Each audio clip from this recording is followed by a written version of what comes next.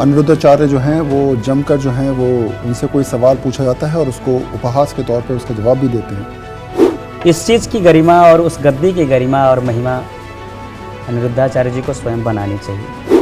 दूसरा बड़ा नाम है आज के डेट में सोशल मीडिया पे प्रेमानंद महाराज। महाराज जी के रोज़ वीडियोज़ आते हैं और घर के बारे में, महिलाओं को क्या करना चाहिए क्या नहीं करना चाहिए। कि वीडियो आजकल उनका वायरल हुआ था, आपको याद होगा, उन्होंने कहा कि भाई जो है वो 100 में से 96 लड़कियां गलत हैं।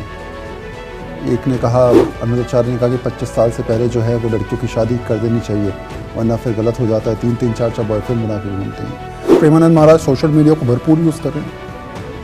उनको पता है कि क्या बोलूँ तो क्या कैसे वायरल होगा, कैसे कोई व्यक्ति आता है और पपेट दिखाता है, उस पर कितनी ज़ोर से हंसना है, उसके बाद वो मिलियंस ऑफ व्यूज़ जाती है। बाबा बागेश्वर बड़ा नाम आज के डेट में सोशल मीडिया पर पर्चे लिखते हैं। आजकल तो पर्चे बहुत सारे लोग लिखने लगे हैं। पहले बता देते हैं कि भाई ये फलाने आपने ये अर्जी स्वीकार होगी। आजकल बड़ा ज़माना है, सोशल मीडिया पर एक के बाद एक रील वायरल होती हैं। अनिरुद्धाचार्य जो हैं वो जमकर जो हैं वो उनसे कोई सवाल पूछा जाता है और उसको उपहास के तौर पे उसका जवाब भी देते हैं और लोग उनकी कॉमेडी के बारे में लोग मानते हैं कि उन्होंने जो कहा तो मिलियंस ऑफ व्यूज़ के साथ वो देखते भी रील्स को। आपके हिसाब से धर्माचार्य, कथावाचक क्या एक कॉमेडी जोन में जाने लगे कि बीच बीच में चुटकुले भी सुनाएंगे, कहानियाँ भी सुनाएंगे, ऐसी कहानी जिनके बारे में कुछ है या नहीं है, या जो मन किया वो उपहास भी कर दिया। ये कथावाचक अब क्या एक तरीके से कहा जाए कि कोई शो चल रहा है कपिल शर्मा का क्या? कथावाचक अनिरुद्धाचार्य जी की आपने बात की है, बहुत सारी उन्होंने उत्थान और सेवा आदि के कार्य कर रहे हैं, नो डाउट बहुत अच्छा कार्य कर रहे हैं, साधुवाद के पात्र हैं, सराहनीय विषय है उनका। लेकिन कभी कभी वास्तविक बात है कि एक कथावाचक एक सनातनी को कोई इस तरीके से जब ट्रोल करता है या हंसता है तो ये गलत है। इस चीज़ की गरिमा और उस गद्दी की गरिमा और महिमा अनिरुद्धाचार्य जी को स्वयं बनानी चाहिए। और कहीं ना कहीं सेवार्थ तो सेवा उनके कहीं भी छिपा नहीं है, आप सबके पास प्रस्तुत है। बहुत सारी वृद्ध माताएं हैं जिनको सेवा करते हैं, अन्न क्षेत्र चलाते हैं। ठाकुर जी क्या? नहीं वो तो चलिए वो ठीक है, जो तो पैसा आ रहा है, आप कथा कर रहे हैं, आप जाते हैं लाखों रुपए लेते हैं कथा के, तो वो पैसा कहीं ना कहीं तो आप इन्वेस्ट करेंगे, कहीं ना कहीं एनजीओज में लगाएंगे।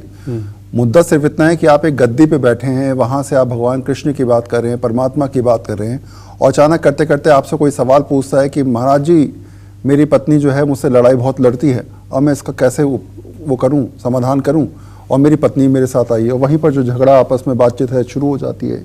ये कहानियाँ क्या, घर के लड़ाइयाँ, घर की परेशानियाँ, ठीक है कोई परेशानियाँ आप पूछ सकते हैं, लेकिन कॉमेडी के तौर पे आपको करना, रील वायरल होना मजाक लगता है कई बार? आपको लगता है कि मैं भी उसी प्रोफेशन में हूँ? धर्मगुरु हैं और सनातनी हैं, तो हम तो ये मानते हैं कि उनका विषय जो हो वह एकांतिक विषय हो, किसी के परिवार को बना देना और उसमें एक शांति ला देना, एक सनातनी और धर्मगुरु का यही तो उद्देश्य है।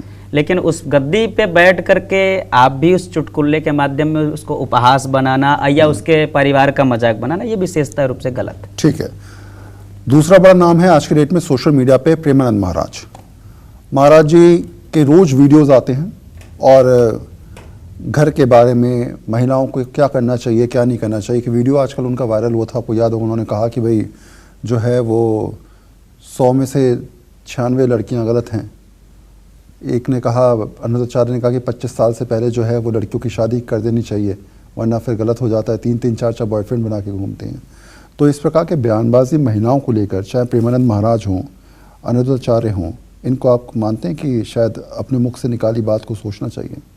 नहीं, विचार करना चाहिए। त्रिनार्यस्तु पूज्यन्ते रमन्ते तत्र देवता। मैं तो शंकराचार्य जी के मार्गों को मानता हूँ। उन्होंने कहा मुझे ऐसा कोई पतिव्रत और अपवित्र कोई नहीं समझ में आता, हमें तो सब नारियों में देवियाँ दिखती हैं। तो मैं तो यही मानता हूँ कि ये सब नहीं करना चाहिए। और रही प्रेमानंद जी की बात, तो प्रेमानंद जी अत्यंत देव दुर्लभ महात्मा है और अच्छे योग्य महात्मा हम सबके बीच में प्राप्त हैं। तो अच्छी बात है, बढ़िया है। लेकिन यह है कि इन सब वक्तव्यों पे विचार विमर्श करके बोलना चाहिए। आपने वीडियोस तो देखते होंगे? मैं देखता हूँ। बहुत कम लोग हैं जो उन तक पहुँच पाते हैं। किसके तक?